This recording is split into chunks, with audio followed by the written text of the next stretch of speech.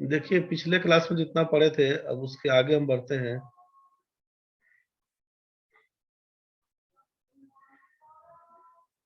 सारा कुछ बता दिया गया था उसमें कैसे क्या करना है।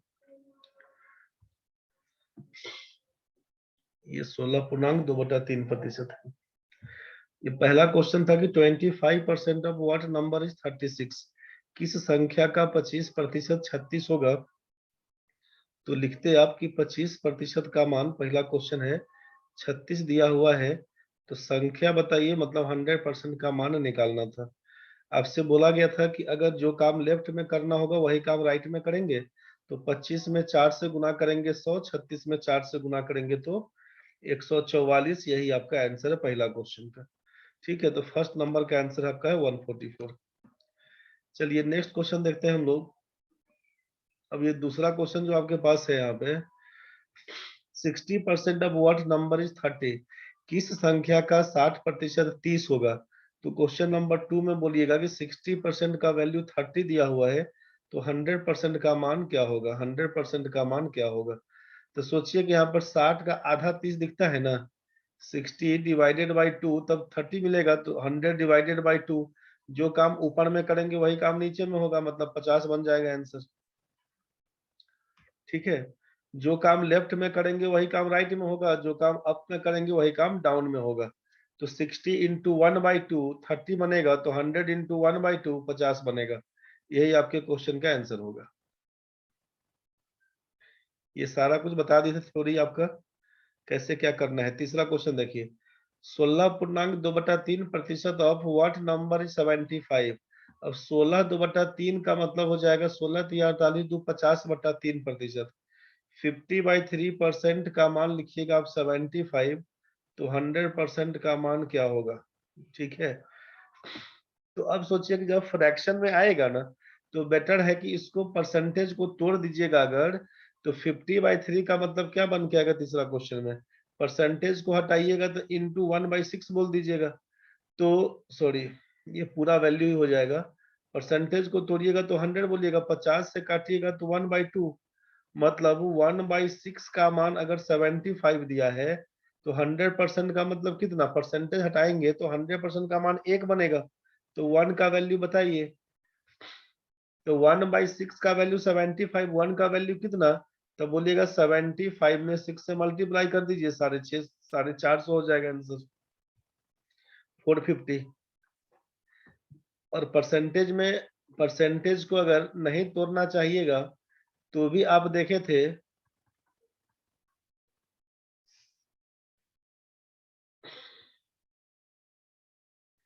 अगर परसेंटेज वैल्यू में ही रखिएगा, मान लीजिए ऐसे आपको समझ में नहीं आएगा।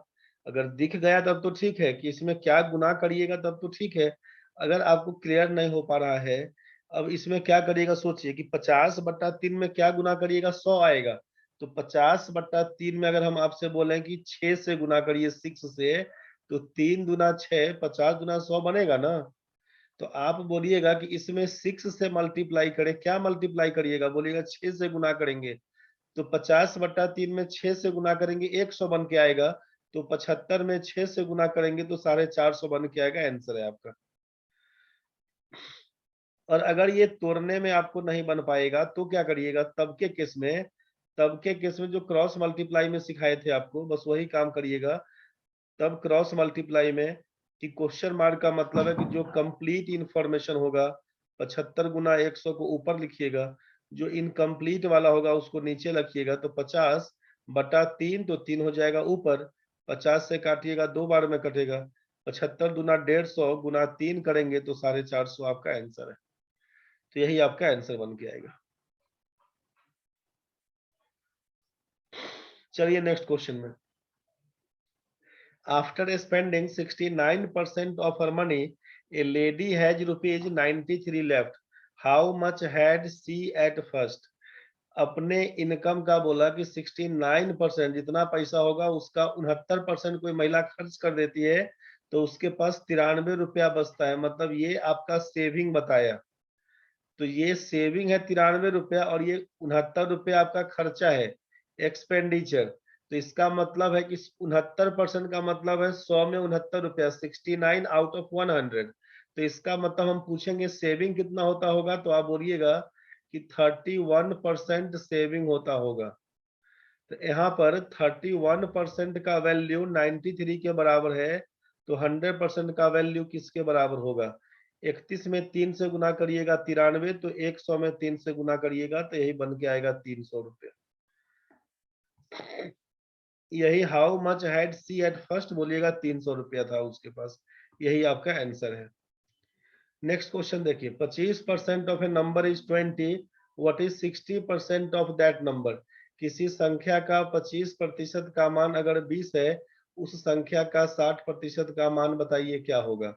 अब आपको समझ में नहीं आया क्या होगा, तो क्रॉस मल्टीप्लाई तो कर ही सकते थे। क्वेश्चन मार्क का वैल्यू क्या लिखिएगा, तो लिखिएगा कंप्लीट, मतलब 60 गुना 20, ऊपर लिखाएगा नीचे क्या लिखाएगा 25, 25 से काटिएगा तो दोनों जीरो कटेगा 4 बार में, 25 चौका 100 लिखिएगा ना, तो 6 चौक 24 दूना 48, आंसर है 48। 25% का मान अगर 20 है तो 60% का मान कितना, तो 48 होगा। बस यही से काम करिएगा। रितेश भाई कंफ्यूजन है? ठीक है भाई।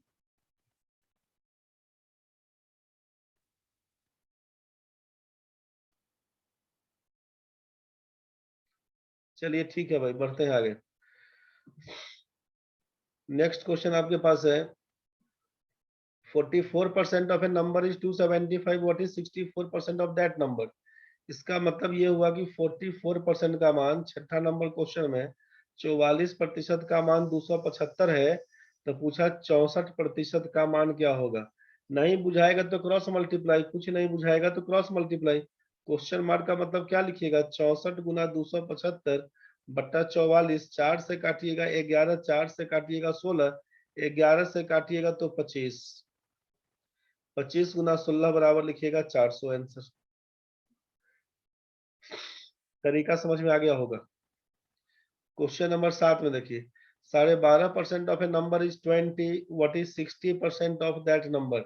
तो 12.5% का मतलब है 1/8, तो 1/8 का मान 20 है, तो 60% का मतलब 3/5 का मान बताइए क्या होगा? तो यहीं से लिखिएगा ना, क्वेश्चन मार्क का वैल्यू क्रॉस मल्टीप्लाई करिएगा, 20 गुने 3/5 और नीचे लिखिएगा 1/8, यही हो जाएगा आपसे 20 दिया 60 बट्टा 5 गुने 8/1, 5 से काटिएगा 12 96, 96 आपका आंसर है।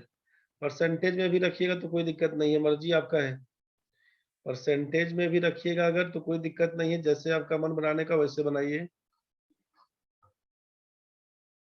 अगर हम 7 नंबर क्वेश्चन में बात करते हैं तो आप क्या लिखिएगा, 12.5% का मतलब है 25/2% का मान दिख रहा है 20, 60% का मान हमसे पूछा क्या होगा, तो क्वेश्चन मार्क का वैल्यू क्या लिखिएगा, 60 गुना 20/25/2, दो चल जाएगा ना ऊपर भाई, दो चल जाएगा ऊपर, यहीं से काटिएगा, 25 से काटिएगा, दो गो जीरो दिख रहा है ना, मतलब 25 चौका 100, तो 6 दूना 12, 12 दूना 24, 24 चौका 96, यही आपका आंसर बन के आएगा।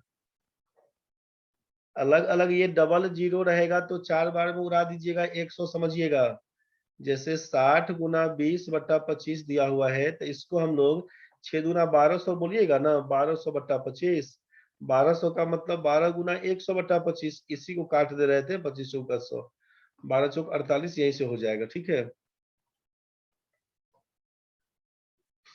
चलिए नेक्स्ट क्वेश्चन में देखिए, 8 नंबर क्वेश्चन में क्या था, ये भी कल बताए थे कि two numbers are respectively 20%, 50% more than a third number, what percentage is the first of the second? आपसे बोला गया था कि जिसके बारे में पूछा जाता है उसको ऊपर लिखते हैं, जिससे तुलना किया जाता है उसको नीचे लिखते हैं। ये सब हुआ था आपसे के क्लास में, ये सारा कुछ आपके क्लास में हुआ था भाई, यही सब देखे थे, लेस मोर सब बताए थे, ये सारा कुछ आपसे करवाया गया था। तो इसी हिसाब से अगर हम बात करते हैं इस क्वेश्चन में, तो क्वेश्चन है 9 नंबर में, सॉरी 8 नंबर में चल रहे थे ना अभी, two numbers are 20 and 50% more than a third.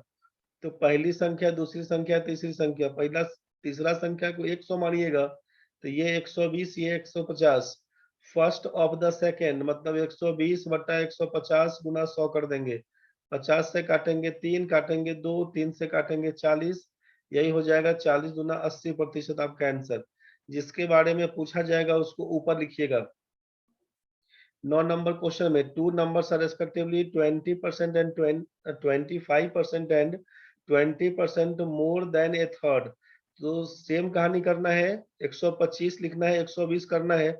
First of the second मतलब 125 बटा 120 गुना 100 कर दीजिएगा, गुना भाग करिए, जो आएगा आपका आंसर हो जाएगा। तो लेस है तो जैसे अब ये 13 नंबर क्वेश्चन देखिए, 2 numbers are respectively 30% and 40% less than a third number.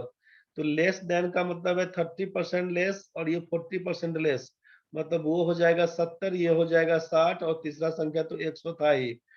What percentage is the second of the first, second का मतलब है कि 60 बटा 70 गुना 100%, इसी पर काम करिएगा। ठीक है, तो इस हिसाब से ये क्वेश्चन अपना हम हटा दे रहे हैं। ये सारा क्वेश्चन खुद से बना के देख लीजिएगा, इस पेज का क्वेश्चन आपसे हो जाएगा। ठीक है, ये 16.2/3%। तो इस पेज का पूरा क्वेश्चन बना के आप देख लीजिएगा। हम बढ़ते हैं नेक्स्ट क्वेश्चन के टाइप में। इसमें नहीं, आप पहले इसके आगे वाले में देखिए। यहाँ से समझिए, अभी हम पढ़ेंगे कहाँ से, ये 31 नंबर नहीं 30 नंबर से। ये 30 नंबर, 31, 32, 33, 34, 35, 36, 37, 38, 39।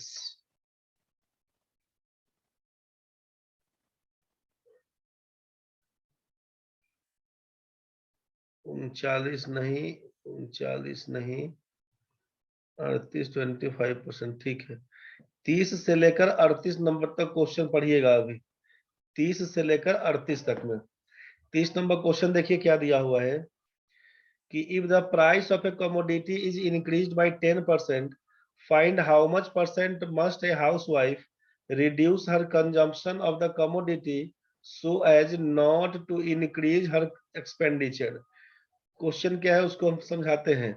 अगला क्वेश्चन देखिए, the price of cooking oil has increase by 25%, the percentage of reduction that a family should effect in the use of cooking oil so as not to increase the expenditure on this account is। अगला question है कि if the price of sugar decreases by 20%, by how much percent must a housewife increase its consumption so as not to decrease expenditure in this item। इसी हिसाब से इसी type का 30, 31, 32, 33 है। 34 number question दूसरे टाइप का सैलरी में कि if A's salary is increase 25%, if A salary is, A's है मतलब ए का apostrophe S, A's salary is 25% more than that of B, then how much percent B's salary less than that of A. मतलब A का salary अगर B से 25% ज्यादा है तो बी का सैलरी ए से कितना प्रतिशत कम होगा। 34 नंबर क्वेश्चन था। 35 नंबर है कि अगर ए का सैलरी बी से 10% ज्यादा तो बी का सैलरी ए से कितना प्रतिशत कम। अगला क्वेश्चन है कि अगर ए का सैलरी दूसरा से 50% ज्यादा है तो दूसरे का सैलरी पहला से कितना प्रतिशत कम होगा। अगला क्वेश्चन है कि अगर ए का सैलरी बी से 30% कम है तो बी का सैलरी ए से कितना प्रतिशत ज्यादा होगा। नेक्स्ट क्वेश्चन है कि अगर ए का सैलरी बी से 25% कम है तो बी का सैलरी ए से कितना प्रतिशत ज्यादा होगा। तो ये 34 से लेकर 38 तक में तो क्लियर हो गया होगा सैलरी वाला केस। ये 30 से लेकर 33 में क्या है उसको समझिएगा कि किसी वस्तु का दाम अगर बढ़ जाता है, 10% बढ़ गया, तो जाहिर सी बात है कि आपसे बोला कि so as not to increase her expenditure. मतलब कहानी क्या बना कि जितना पैसा पहले खर्चा करते थे उतना ही खर्चा करेंगे। क्वेश्चन को समझिए पहले क्या दिया हुआ। क्वेश्चन में ये कहा गया है आपसे, क्वेश्चन का सेंस यहाँ पर ये है कि कोई सामान है, मान लीजिए अभी आपका था 100 रुपया में 1 किलो। ठीक है, अब दाम इसका बढ़ गया 20%, दाम इसका बढ़ गया 20%। इसका मतलब आप 120 रुपया लेकर जाइएगा ना तो आपको 1 किलो मिलेगा सामान। ठीक है, ये पहला केस है। और दूसरा केस अगर हम आपसे बोले कि दाम घट गया 20%, तो इसका मतलब है कि अब आप 80 रुपया लेकर जाइएगा, 80 रुपया लेकर जाइएगा तब देगा 1 किलो। तो क्वेश्चन में ये बोला जा रहा है ना कि दाम अगर 20% बढ़ गया तो हम अपना खपत में कमी कर लेंगे लेकिन खर्चा उतना ही रखेंगे पैसा का। मतलब पहले 100 रुपया खर्चा करते थे तो आज भी हम 100 रुपया ही खर्चा करेंगे। आप एग्जाम्पल ऐसे समझिए कि पेट्रोल आप जाते हैं पेट्रोल पंप पे तो 100 रुपया देते हैं, बोलते हैं तेल दीजिए। तो पहले मान लीजिए कि अगर दाम कम था, 50 रुपए अगर लीटर रहा होगा पहले, तो 100 रुपए आप देते होंगे तो आपको 2 लीटर देता होगा। अब दाम बढ़ गया, अब 100 रुपए लीटर है, तो 100 रुपया दीजिएगा तो 1 लीटर देगा। तो क्या हुआ कहानी कि पैसा तो 100 रुपया ही खर्चा करते थे, पहले 2 लीटर मिलता था, आज 1 लीटर मिल रहा है। अंतर क्या हो गया कि पहले भी 100 रुपया खर्चा किए, आज वो 100 रुपया खर्चा करते हैं लेकिन सामान कम हो गया। और अगर मान लीजिए कि 50 रुपया में आप लाते थे, 1 लीटर पेट्रोल मिलता था, 100 रुपया खर्चा करते थे, तो आपसे बोला कि अब हम पहले आपको मिलता था 2 लीटर, अब दाम घट के हो गया 20 रुपए लीटर। तो 100 रुपया खर्चा करिएगा, पहले भी 100 रुपया खर्चा किए, आज 100 रुपया खर्चा करिएगा, तो आपको मिलेगा 5 लीटर। मतलब दाम घटेगा, पैसा उतना ही खर्चा करिएगा तो सामान ज्यादा मिलेगा। दाम अगर बढ़ा देगा, उतना ही खर्चा करिएगा तो सामान कम मिलेगा। तो इसी पर क्वेश्चन आता है कि हम अगर जितना पैसा खर्चा करते थे, हम अपना खर्चा को कम नहीं करेंगे, जितना खर्चा था उतना ही करेंगे। तो अगर 100 रुपये पहले मिलता था, सोचिए पहले 100 रुपये में 1 केजी कोई सामान मिलता था, दाम बढ़ जाएगा, इसका मतलब सामान हमको कम मिलेगा। और अगर दाम घट गया तो 80 रुपया में खरीदते थे 1 किलो, तो पूछेंगे 100 रुपया में कितना मिलेगा, तो आप बोलिएगा ज्यादा मिलेगा, 1 केजी से ज्यादा मिलेगा। आप बोलिएगा 1 केजी से कम मिलेगा। कितना मिलेगा वही बोला है कि उसी का परसेंटेज फाइंड करना है कि कितना ज्यादा मिला कि कितना कम मिला। ठीक है, कितना खपत कम करिएगा इसी के बारे में। तो ये क्वेश्चन क्लियर हो पाया कि क्या दिया हुआ है रितेश बाबू? यस। चलिए देखिए क्या काम करिएगा क्वेश्चन में। अब समझिए, तो अभी हम लोग इसके पीछे काम कर लेते हैं, पहले 34 नंबर से 38 नंबर के पीछे। 34 नंबर से 38 नंबर के पीछे कि अगर आपसे पूछा जाता है क्वेश्चन अगर कि if A's salary is 20% more than B's, then B's salary is how much percent less than A's? अगर A का सैलरी B से 20% ज्यादा है तो B का सैलरी A से कितना प्रतिशत कम है? अगर कुछ ऐसा केस दिखेगा तो क्या करना है, सोचिए। A और B दो आदमी है, आपसे बोला कि ए का सैलरी बी से 20% ज्यादा, तो अगर बी का सैलरी 100 रुपया होगा तो ए का सैलरी होगा 120। ये तो क्लियर है ना भाई? दो ही आदमी है ए और बी, दो ही आदमी है आपका ए और बी, दो आदमी है ए और बी। आपसे बोला कि ए का सैलरी बी से 20% ज्यादा है, तो बी के पास 100 रुपया होगा तो ए के पास 120 रुपया होगा, यही काम करिएगा। तो पूछा बी के पास ए से कितना प्रतिशत कम है, तो आपसे पिछले क्लास में बताया गया था कि जब दो संख्या दिया होगा, परसेंटेज लेस या मोर पूछा जाएगा तो क्या करिएगा, लेस पूछा जाएगा तो दोनों के बीच का डिफरेंस निकालिएगा, लेस पूछा जाएगा तो मोर वैल्यू इंटू 100% करिएगा, और अगर परसेंटेज मोर पूछा जाएगा तो डिफरेंस बाई बोल दीजिएगा, मोर होगा तो लेस वैल्यू इंटू बोल दीजिएगा 100%। इसी पर काम करिएगा। तो यहाँ पर लेस पूछा गया है, मोर दिया हुआ तो लेस पूछेगा, तो दोनों के बीच का डिफरेंस कितने का, तो बोलिएगा 20 रुपए का, लिखिएगा 20 रुपया। मोर वैल्यू का मतलब है 120 इंटू लिख दीजिएगा 100%। 20 से काटिएगा तो 6 से कटेगा, 2 से काटिएगा 3, 2 से काटिएगा 50, इसी को लिखिएगा 16.2/3% आंसर। 16 2/3%, यही आपका आंसर बनेगा। समझ में आ गया होगा? तो क्वेश्चन में क्या करेंगे, अगर यहीं पे होता क्वेश्चन में, मान लीजिए कि अगर ए का salary, if A's salary is, ध्यान से समझिएगा, सैलरी इज 20% लेस देन बीज, अगर ए का सैलरी बी से 20% कम हो, पूछा आपसे then B's salary is how much percent more than A's. अगर बी का सैलरी ए से, अगर ए का सैलरी बी से 20% कम है, तो बी का सैलरी ए से कितना प्रतिशत ज्यादा होगा? क्या करना होगा? ए और बी पकड़िए, बी का मान 100, तो इससे 20% कम मतलब 80 बोलिएगा। परसेंटेज मोर पूछा जाएगा, दोनों के बीच का अंतर बोल दीजिएगा 20। मोर पूछेगा मतलब लेस वैल्यू, लेस वैल्यू का मतलब 80 गुना 100 कर दीजिएगा प्रतिशत में। 20 चौका 80, 4 से काटिएगा तो 25, लिखिएगा यहाँ पे 25% ज्यादा होगा, यही आपका आंसर है। समझ रहे हैं ना डिटेल्स कैसे बनाना है?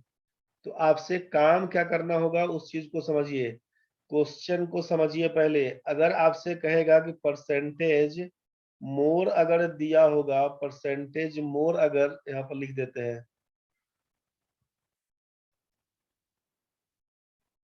आप इसको नोट्स में समझिएगा, ठीक है? नोट में समझिएगा कि अगर परसेंटेज मोर दिया होगा, परसेंटेज मोर अगर गिवन होगा, तो परसेंटेज लेस पूछा जाएगा, ये हो जाएगा आस्क्ड। और अगर परसेंटेज लेस दिया होगा, गिवन होगा, तो परसेंटेज मोर आपसे पूछा जाएगा।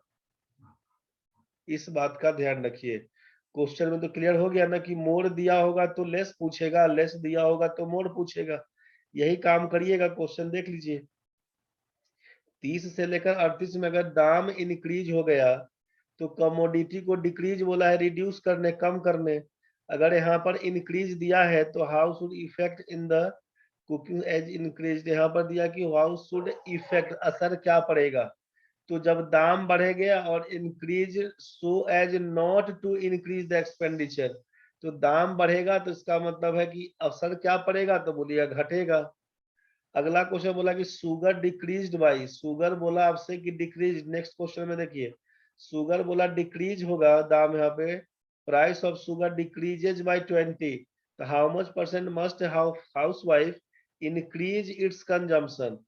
यहाँ पर डिक्रीज देगा तो यहाँ पर इंक्रीज देगा, या पहले इंक्रीज दिया तो बाद में डिक्रीज देगा, समझ रहे हैं ना? तो बस क्वेश्चन यही होता है, मान लीजिए इंक्रीज दिया तो इंक्रीज तो नहीं होगा बाद में, तो जस्ट उल्टा होता है, इस बात का ख्याल करिएगा। पहले अगर मोर दिया है तो परसेंटेज लेस पूछेगा, पहले अगर लेस दिया तो इसका मतलब है कि बाद में मोर पूछेगा, जस्ट उल्टा कहानी चलता है। तो आपसे करना क्या है क्वेश्चन में, उस चीज को समझिए। आपको करना बस यही रहेगा कि क्वेश्चन में अगर दिया है कि ए का सैलरी बी से कम है, तो बी का सैलरी उससे कितना प्रतिशत ज्यादा होगा। तो अगर मोर दिया है तो लेस पूछेगा, लेस दिया है तो मोर पूछेगा। तो आपसे करना बस यही है कि जब अगर लेस आस्क्ड होगा, तो जो आपका परसेंटेज वैल्यू है लिखा हुआ, जो परसेंटेज वैल्यू गिवन है उसको लिख लीजिएगा ऊपर में, चाहे लेस पूछे तब चाहे मोर पूछे तब, जो परसेंटेज वैल्यू गिवन है उसको ऊपर में लिख लीजिएगा। अगर यहाँ पे लेस पूछा है मतलब मोर दिया रहेगा, तब मोर दिया रहेगा मतलब 100 में उस परसेंटेज वैल्यू को जोड़ दीजिएगा, 100 में उसको जोड़ दीजिएगा और 100 से गुना कर देना है ऊपर। परसेंटेज वैल्यू गिवन, यहाँ पर लेस दिया हुआ तो 100 में से घटा लीजिएगा परसेंटेज वैल्यू को और गुना कर दीजिएगा अपना 100% से। मतलब कहा क्या जा रहा है, समझ लीजिए फिर से एक बार। आपसे कहा क्या गया है कि अगर लेस पूछेगा तो क्या करना है, मोर पूछेगा तो क्या करना है। दोनों केस में समझ लीजिए, दोनों केस में समझ लेना है कि अगर हमसे ये पहला कहानी हो कि क्या करेंगे, परसेंटेज लेस पूछे तब क्या, तो बोलिएगा जो परसेंटेज वैल्यू गिवन होगा उसको लिख लीजिएगा, ठीक है? परसेंटेज मोर जो गिवन है क्या दिया हुआ, तो 100 में परसेंटेज वैल्यू को जोड़ दीजिएगा और गुना 100% करिएगा लेस निकालने में। क्वेश्चन में करवाएंगे, क्लियर हो जाएगा। परसेंटेज मोर वाला केस, जब दूसरा वाला केस हो, इसका मतलब परसेंटेज वैल्यू जो गिवन है उसको लिख लीजिएगा ऊपर सीधे, और नीचे जो लेस दिया हुआ है ना, मतलब 100 माइनस परसेंटेज वैल्यू कर दीजिएगा और गुना कर दीजिएगा 100%। यहीं से काम हो जाएगा। तो कैसे करेंगे इसको, क्वेश्चन पे सीधे सीधे समझाते हैं। देखिए, यहाँ पर अगर हम 34 नंबर में क्वेश्चन में बात करें तो क्या दिया है कि ए का सैलरी बी से 25% ज्यादा है, तो बी का सैलरी ए से कितना प्रतिशत कम होगा। तो आपसे करना क्या है कि परसेंटेज लेस पूछा है, तो क्या करना होगा, ये 34 नंबर क्वेश्चन में कि जो वैल्यू दिया होगा उसको लिखेंगे। वैल्यू कितना दिया, 25। आप बोलिएगा 25 दिया हुआ है।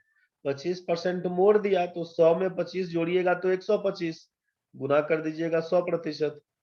इसी को काटिएगा तो 25 पंचे 125 और 5 से काटिएगा तो 20, बोलिएगा 20% कम होगा इसका आंसर पहला में। 34 नंबर आंसर, 34 नंबर क्वेश्चन का आंसर है 20% कम होगा, यही आपका आंसर है। 20% लेस। ध्यान से समझिएगा फिर से। 35 नंबर क्वेश्चन दिक्कत होगा तो बोलना रे भाई। 35 नंबर क्वेश्चन में क्या होगा, ए का सैलरी अगर 10% ज्यादा है बी से, तो बी का सैलरी ए से कितना प्रतिशत कम होगा। परसेंटेज लेस पूछा, 10% ज्यादा है 10 लिखिएगा, 10% मोर का मतलब 110, गुना लिख दीजिएगा 100%, 0 0 कैंसिल, लिखिएगा 9.1/11% कम होगा, यही आपका आंसर है। 36 नंबर क्वेश्चन में क्या लिखिएगा सोचिए। 36 नंबर में एक number is 50% more then the other, then how much percent is the second number less than the first।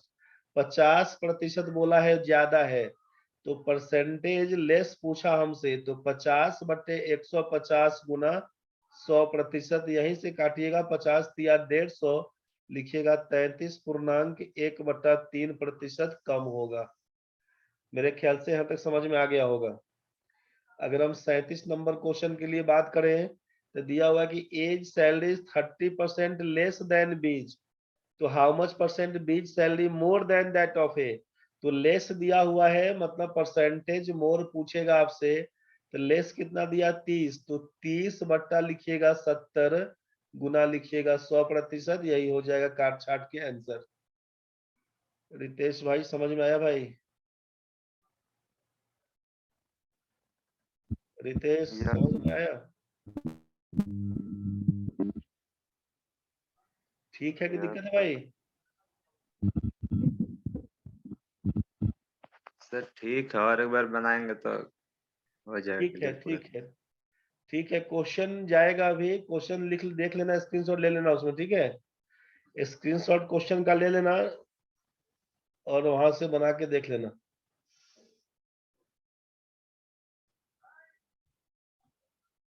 मतलब तरीका जान गए ना, करना क्या है इसमें, तरीका जान गए हैं। 30 नंबर से लेके 38 नंबर तक के लिए तरीका आपको मालूम चल गया है करना क्या होगा। तो अभी हम लोग 34 नंबर से लेके 38 नंबर तक का देखें, ठीक है। 30 नंबर से 33 नंबर तक में कहानी सेम है। शॉर्ट में ऐसे ही बनाइएगा कि 10% बढ़ गया मतलब 10/110 गुना 100% आंसर। 25% बोला बढ़ गया, लिखिएगा 25/125 गुना 100%, यही आपका आंसर।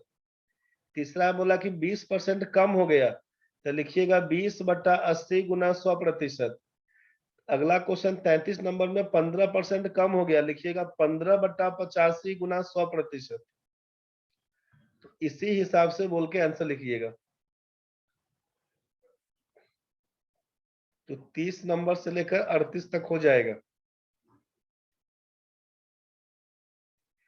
इधर जो पहला पेज में था, इधर इधर का जो क्वेश्चन दिखे थे, तो 1 नंबर से लेकर 16 तक कर लीजिएगा, इसको देख के पूरा क्वेश्चन, ठीक है। 1 से 16 करने के बाद 17 नंबर को छोड़िएगा, अभी 17 से 27 इसको छोड़िएगा, ये अभी नहीं बनाइएगा, इसको जब करवाएंगे तब बनाइएगा। उसके बाद क्या करिएगा, इस क्वेश्चन में आप आइएगा तो 30 नंबर से लेकर आपका 38 तक हो जाएगा। ठीक है, तो एक बार हम आगे थोड़ा बढ़ा देते हैं।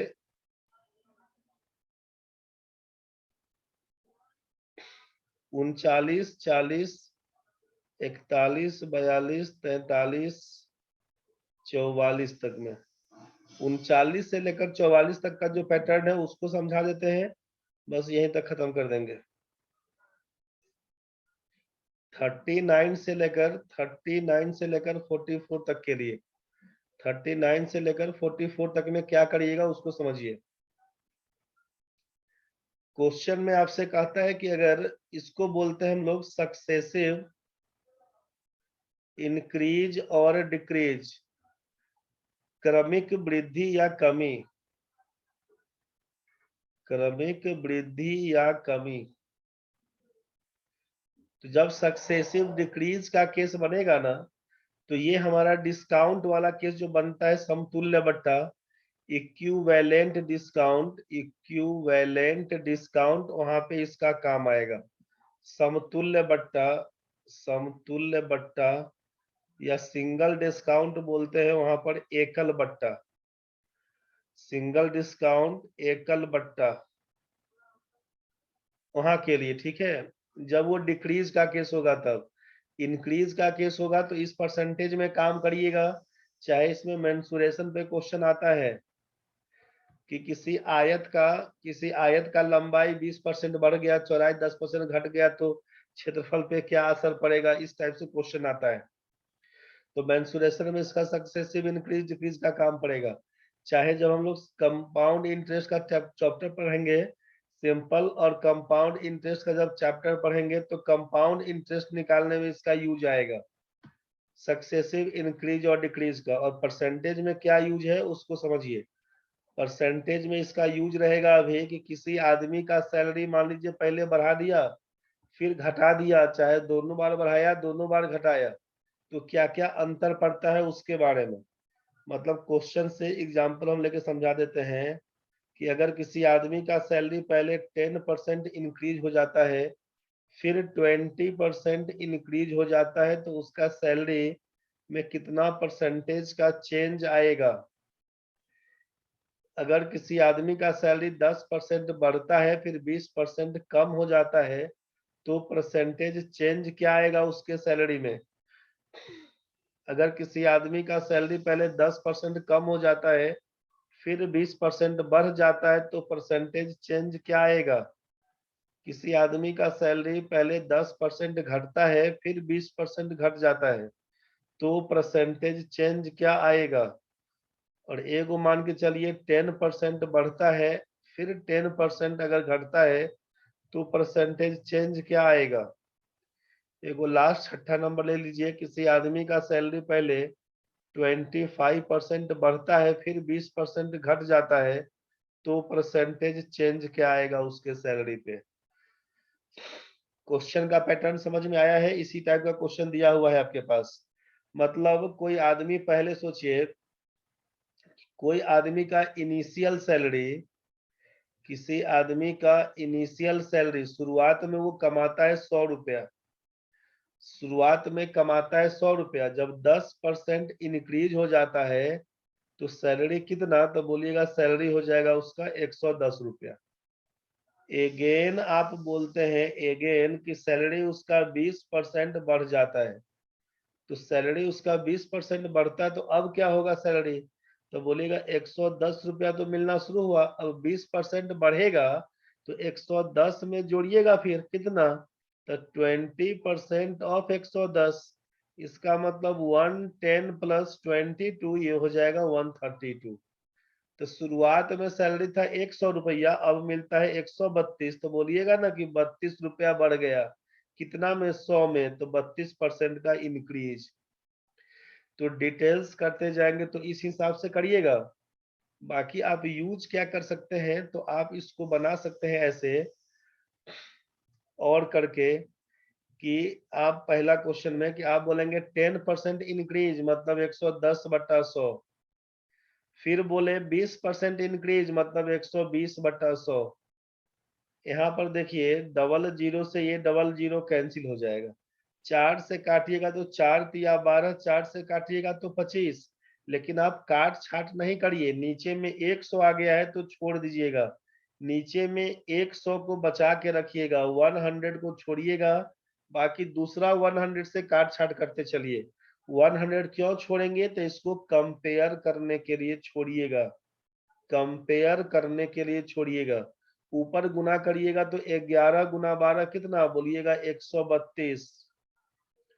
और नीचे में है 100, नीचे में आपका 100 मतलब क्या लिखिएगा? ये नीचे में है 100 मतलब ये है आपका ओरिजिनल वैल्यू, ओरिजिनल वैल्यू यही देखे थे ना यहाँ पर 100 ओरिजिनल वैल्यू। और जो लास्ट में 132 आया था वो लास्ट का रिजल्टेंट वैल्यू था। ये लास्ट का लास्ट वैल्यू रिजल्टेंट वैल्यू इसको बोले तब, फाइनल बोले तब, इसी को बोल सकते थे लास्ट वैल्यू। ठीक है, तो पहले था 100 रुपया, अब हो जाएगा 132, मतलब लिखिएगा ना 32% मेरा सैलरी इंक्रीज हुआ है। 100 से ज्यादा है तो इंक्रीज, 100 से कम रहेगा तो डिक्रीज।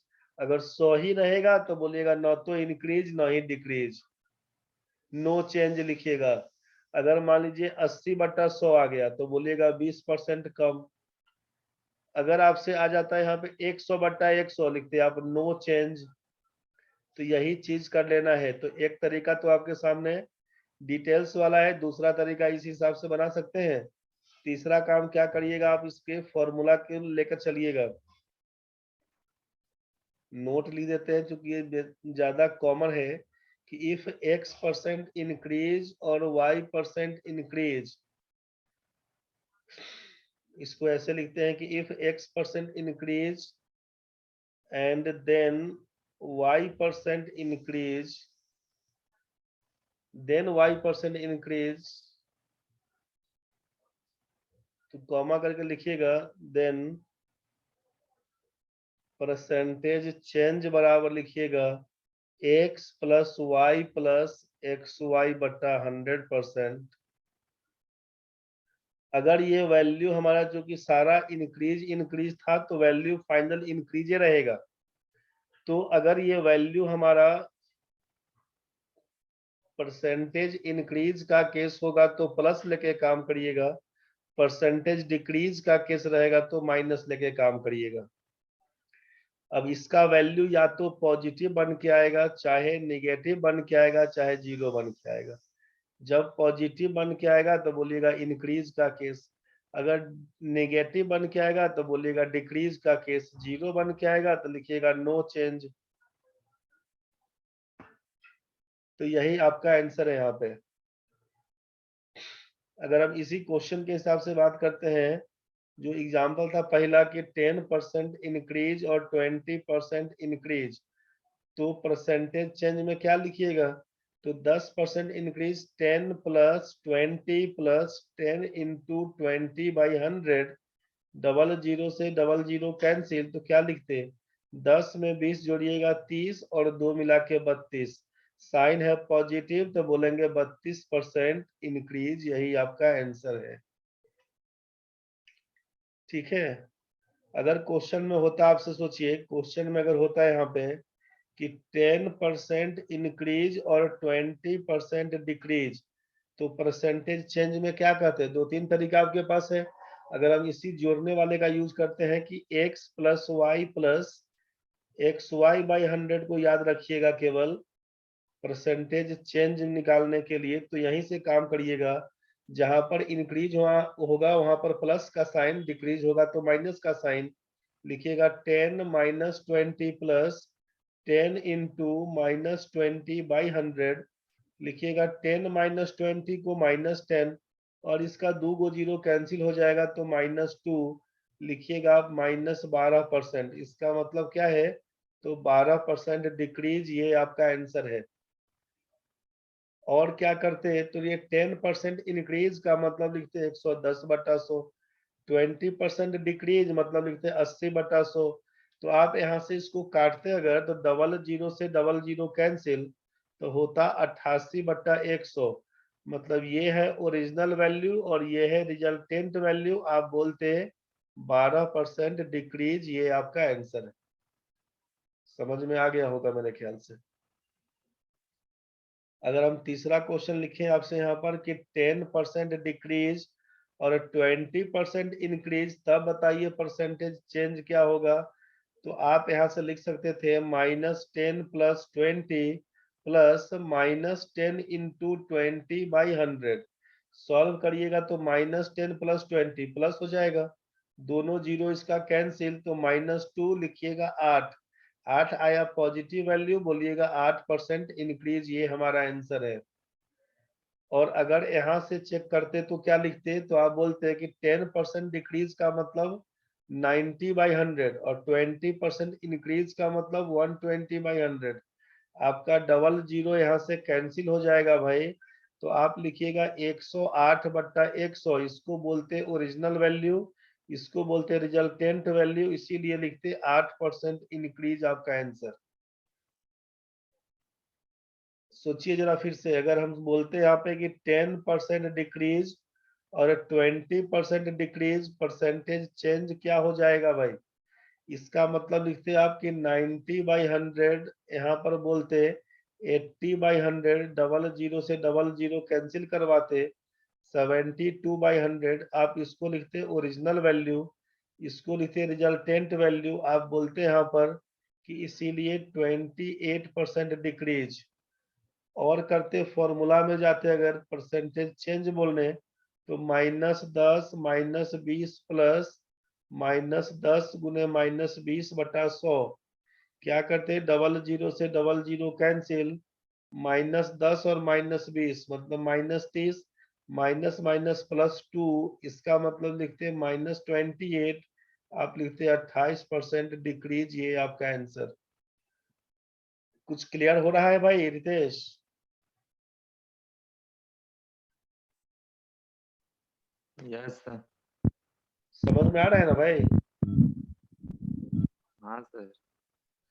चलो भाई देखो आगे। तो एक बार हम लोग क्या देखे कि एक बार जब दोनों मेरा इंक्रीज इंक्रीज था तब क्या हुआ, फिर देखे एक बार इंक्रीज दूसरे बार डिक्रीज तब क्या हुआ, फिर एक बार डिक्रीज अगली बार इंक्रीज तब क्या हुआ, फिर देखे दोनों बार डिक्रीज तब क्या हुआ।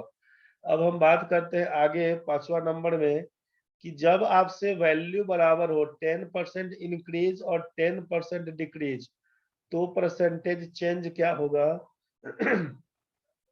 10% इंक्रीज का मतलब 110/100, 10% डिक्रीज का मतलब 90/100। डबल जीरो कैंसिल, लिखिएगा आप 99/100। इसको बोलते ओरिजिनल वैल्यू, इसको बोलते रिजल्टेंट वैल्यू, लिख देते 1% डिक्रीज। ध्यान से समझिएगा। और 10% इंक्रीज का मतलब 10 प्लस, 10% डिक्रीज का मतलब माइनस, प्लस लिखिएगा 10 इंटू -10/100 करिएगा, तो ये तो माइनस और प्लस ये अपोजिट साइन, तो ये तो हमेशा कट जाएगा भाई।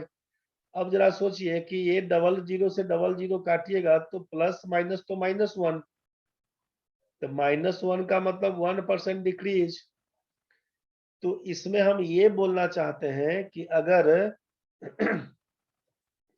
अगर x% इंक्रीज और x% डिक्रीज का केस हो, तो देन परसेंटेज चेंज बराबर क्या होगा, इसको समझिए। यहाँ पर लिखते आप कि x माइनस एक्स, आप लिखते x minus x plus x into -x/100, तो ये दोनों आइटम कैंसिल हो जाएगा, -x²/100 का मतलब x²/100%, माइनस का मतलब डिक्रीज, यही आपका आंसर है। तो नोट करके इसको लिख लीजिएगा कि अगर x% इंक्रीज x% डिक्रीज, तो परसेंटेज चेंज में क्या होगा, तो बोलिएगा देन, मतलब इसको यहाँ पर बोल देते हैं नोट करके लिखने का कि अगर x% increase then x% decrease and then x% decrease, पहले बढ़ेगा फिर घटेगा, परसेंटेज वैल्यू जब बराबर हो, then always x square by 100% decrease, बस यही फॉर्मूला ध्यान रखिएगा। क्वेश्चन में अगर दिया है एग्जाम्पल में कि 10% इंक्रीज, फिर दिया है 10% डिक्रीज, तो परसेंटेज चेंज क्या होगा? तो लिखिएगा एक्स स्क्वायर मतलब 10 का स्क्वायर बटा 100% डिक्रीज, तो 10 का स्क्वायर 100/100 करिएगा तो लिखिएगा 1% डिक्रीज। ये आपका आंसर होना चाहिए। अगर बोलता है 12% डिक्रीज और फिर 12% इंक्रीज, तो परसेंटेज चेंज क्या होगा? तो बोलिएगा एक बार घटेगा एक बार बढ़ेगा, मतलब अपोजिट आइटम जब ये दिखेगा ना, तो लिखिएगा 12 का स्क्वायर बटा 100% हमेशा डिक्रीज होता है। 12 का स्क्वायर 144 बटा 100 करिएगा ना तो 1.44% डिक्रीज, ये आपका आंसर हो जाएगा भाई। एगो लास्ट बोलते हैं, अगर 15% इंक्रीज और 15% डिक्रीज, परसेंटेज चेंज क्या होगा? लिखिएगा 15 का स्क्वायर बटा 100% हो जाएगा डिक्रीज। 15 का स्क्वायर 225 बटा 100 करिएगा, 2.25% डिक्रीज, यही आपका आंसर है।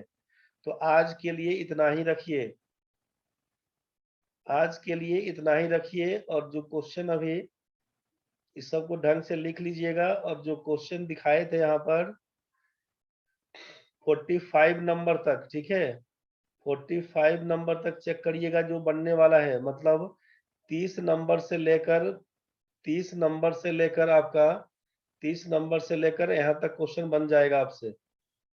30 नंबर से लेकर ये 44 नंबर तक, ठीक है, 30 से लेकर 44 तक क्वेश्चन बन जाएगा।